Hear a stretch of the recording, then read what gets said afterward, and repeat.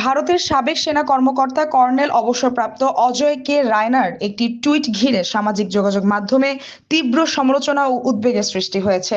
টুইটে তিনি দাবি করেন ওসমান হাদির পর পরবর্তী টার্গেট হতে যাচ্ছেন হাসনাত আবদুল্লাহ।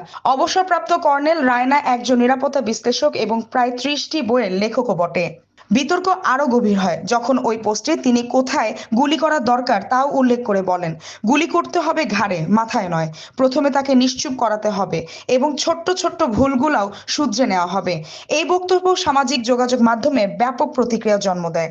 এক্সে পোস্টটি প্রকাশের পর বাংলাদেশে বিভিন্ন প্রভাবশালী মিডিয়া হ্যান্ডলার একের দেশটির রাজনৈতিক ব্যক্তিত্বদের বিরুদ্ধে সরাসরি হত্যার হুমকি হিসেবে আখ্যা দেন।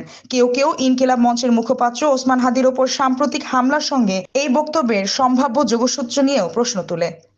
তবে বিতর্ক ছড়িয়ে পড়লেও অবসরপ্রাপ্ত কর্নেল অজয় কে রায়না পরবর্তীতে এই বিষয়ে আনুষ্ঠানিক কোনো ব্যাখ্যা দেননি। একটি গণমাধ্যমকে দেওয়া প্রতিক্রিয়ায় তিনি বিষয়টি তাচ্ছিল্যের সঙ্গে উল্লেখ করে বলেন, সামাজিক যোগাযোগ মাধ্যমে পোস্ট নিয়ে অতিরিক্ত সংবেদনশীল হওয়ার প্রয়োজন নেই।